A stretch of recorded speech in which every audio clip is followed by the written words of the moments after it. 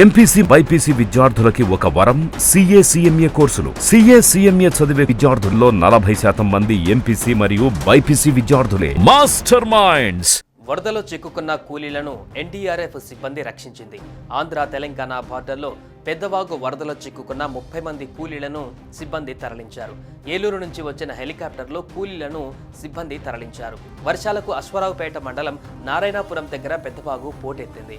Peddavagu project గేట్లు ఎత్తడంతో ఒక్కసారిగా వరద పోటెత్తింది. మంత్రి తుమ్మల ఆదేశాలతో బాధితులను NDRF సిబ్బంది రక్షించింది.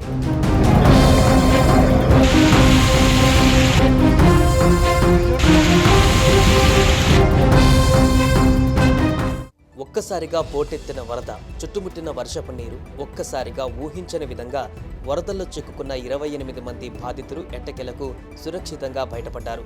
భద్రాద్రి కొత్తగూడెం జిల్లా అశ్వరావుపేట మండలం నారాయణపురం కట్టమైసమ్మ ఆలయం సమీపంలో రహదారికి 4 వైపుల వరద ప్రవాహం చుట్టేయడంతో మధ్యాహ్నం పలువురు రైతులు, వ్యవసాయ కూలీలు, ప్రయాణికులు చిక్కుకున్నారు.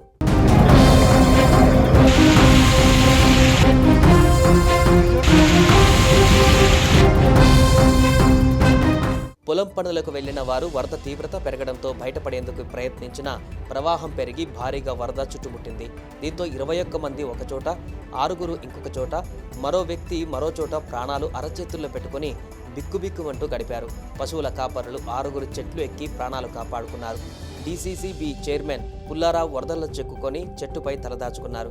రహదారిపై నుంచి వరద ప్రవాహం పెరిగి ఆందోళనకర పరిస్థితి తలెత్తింది.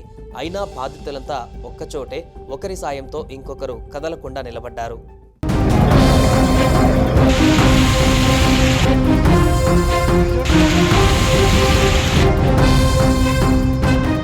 బాధితులతో పాటు వరదలలో చిక్కుకున్న వేలేరుపాడు వైద్యాధికారిణి అనూష, ఏలూరు కలెక్టర్, పోలవరం ఎమ్మెల్యేకు సమాచారం చేరవేశారు. స్థానికుల ద్వారా మంత్రులు తుమ్మల నాగేశ్వరరావు, పొంగులేటి శ్రీనివాసరెడ్డికి సమాచారం చేరవేశారు. సంఘటనా స్థలానికి చేరుకున్న అశ్వరావుపేట ఎమ్మెల్యే జారే ఆదినారాయణ, పోలవరం ఎమ్మెల్యే చిర్రి బాలరాజు అక్కడే ఉండి సహాయక చర్యలను పర్యవేక్షించారు. మధ్యాహ్నం 2 గంటల నుంచి సాయంత్రం వరకు బాధితులు గంటల తరబడి వరదల్లోనే ఉండవలసి వచ్చింది. తెలంగాణ, ఏపీ నుంచి 2 హెలికాప్టర్లు సంఘటనా స్థలానికి చేరుకొని సహాయక చర్యలు ప్రారంభించాయి. 3 దఫలుగా దాదాపు 22 మంది బాధితుల్ని నారాయణపురంలోని సురక్షిత ప్రాంతానికి చేర్చారు. దీంతో బాధితులు పోలవరం, అశ్వరావుపేట ఎమ్మెల్యేలకు ధన్యవాదాలు తెలిపారు. వారి ప్రాంతానికి పోలవరం ఎమ్మెల్యే గారు వాళ్ళ ప్రాంతానికి ఉన్నటువంటి ఎవరైతే చిక్కుకున్నారో వాళ్ళని రక్షించిన ఆలోచనతో వెంటనే ఆ రాష్ట్ర ప్రభుత్వం వెంటనే హెలికాప్టర్ ఏర్పాటు చేయడం జరిగింది. అదే కోణంలో వారు వెంటనే నా దృష్టి తీసుకొచ్చారు. బావగారు, మరి ఇక్కడ కూడా కొంతమంది నారాయణపురం ప్రాంతంలో కూడా కొంతమంది చిక్కుకున్నారంటే వెంటనే నాకు కూడా మీరు ఆ ఫెసిలిటీ కల్పించమని చెప్పేసి నేను వెంటనే వారిని కోరడం జరిగింది. తదనుగుణంగా అక్కడ కలెక్టర్ గారితో కూడా మన రాష్ట్ర ప్రభుత్వ మరి మినిస్టర్ గారితో, పొంగులేటి శ్రీనివాసరెడ్డి గారితో, తుమ్మల గారితో వెంటనే మాట్లాడి, అలాగే మన SP గారు, అలానే కలెక్టర్ గారు వెంటనే వీరందరూ కూడా ఒక మమేకంతో మరి మేమందరూ కూడా రక్షించడం జరిగింది.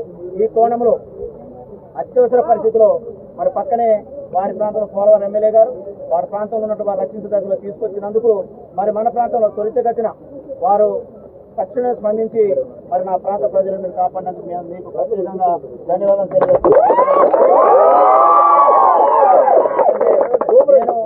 వెంటనే మిమ్మల్ని రక్షించాలని ఒక పక్క గజీతలు తెప్పించిన, ఒక పక్క మరి అక్కడ మరి చిన్న బోట్ కూడా తెప్పించిన, కానీ అక్కడికి వెళ్ళలేని పరిస్థితి కాబట్టి ఆ ప్రవాహానికి తట్టుకోలేదు.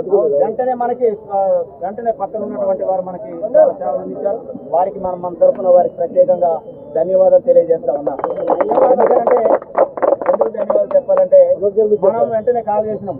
హైదరాబాద్ రావడానికి 1 అవర్ టైం పడుతుంది. ఇక్కడ హెలికాప్టర్ 1 అవర్ సుమారు పడుతుంది. కానీ అది రావడానికి మళ్ళీ మనం ఒక పొద్దుపోతే చాలా ఇబ్బంది పడే అవకాశం జరుగుతుంది. కాబట్టి వెంటనే వారు స్పందించినందుకు వారికి ప్రత్యేకంగా నా తరఫున, మీ తరఫున, మా నియోజకవర్గ ప్రజల తరఫున, ఈ రాష్ట్ర ప్రభుత్వం తరఫున ప్రత్యేకంగా